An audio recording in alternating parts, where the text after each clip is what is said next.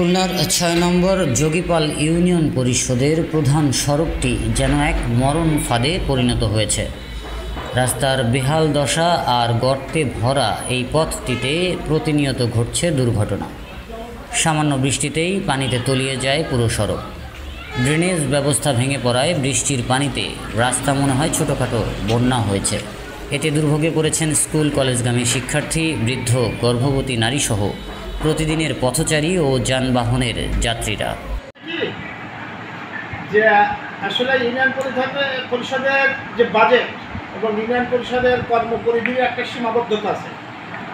এই যে পিচের রাস্তার যে সমস্ত বড় বড় কাজগুলো, এই কাজগুলো ইউনিয়ন পরিষদের মাধ্যমে এটা বাস্তবায়ন করা আসলে বাস্তবিকই সম্ভব না।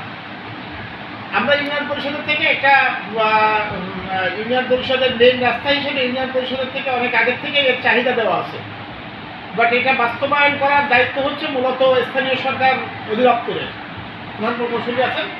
উনি অত্যন্ত কর্মঠ লোক, জনাব তারিকুল ইসলাম তারিক সাহেব। উনি আমাদের খুলনা প্রকৌশল প্রযুক্তি বিশ্ববিদ্যালয়ের ছাত্র ছিলেন। উনি আমাদের এই অঞ্চলের কাজের প্রতি অত্যন্ত আন্তরিক।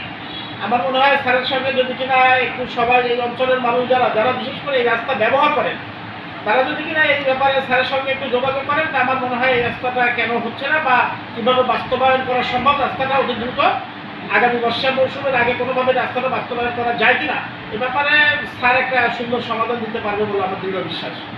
হ্যাঁ, অবশ্যই দুর্ভোগ আছে, সেটা তো আমাদের সবার ভোগান্তির ভিতরে। এখন কাজটা নিয়ে আমরাও সবাই চিন্তিত, কেন আসতেছে না, কেন হচ্ছে না। আমরা যেন ইমিডিয়েটলি কাজটা করতে পারি, সবার ভিতরেই যেন আমরা করতে পারি। হ্যাঁ, জনগণ তো আমাদের আসছেই আমাদের বলার জন্যে, আমরা অবশ্যই চেষ্টা করতেছি। দেখা যায় রাস্তা আর ট্রেনের বিষয়টা 40 দিনের কাজের যে কর্মসূচি হয়, তারাই হচ্ছে তাদের মাধ্যমে ট্রেনগুলো পরিষ্কার করা হয়। কিন্তু গত 1 বছর ধরে আমরা এই 40 দিনের শ্রমিকদের কাজটা পাচ্ছি না, এইভাবে আমাদের এই ট্রেনের কাজ হয়েছে। খুব শীঘ্রই গোলাপের কথা বলছিলাম, গোলাপ থেকে ওরা ফোন ছিল খুব শীঘ্রই নাকি কাজ শুরু হবে। আমরা আশা করি ইনশাল্লাহ ওটা ট্রেনের ব্যবস্থা একটা হয়ে যাবে, পরিষ্কার পরিচ্ছন্ন করার একটা ব্যবস্থা হয়ে যাবে, এটা আমরা আশা করছি। এখন কী হবে এটা পরবর্তী বিষয়, আমরা উপজেলায় কথা বলছিলাম বিষয়ে। আসলে এই যোগীপাল ইউনিয়নের বর্তমানে চেয়ারম্যান তো নেই, আর যারা আছে তারাও তো দায়িত্বশীল না। দীর্ঘদিন রাস্তাটা ফেলানো আছে, পানি বৃষ্টি হলেই ড্রেন এবং পানি দিয়ে রাস্তা ভরে যায়, এলাকাবাসী বাড়িঘর সব তলায় যায়।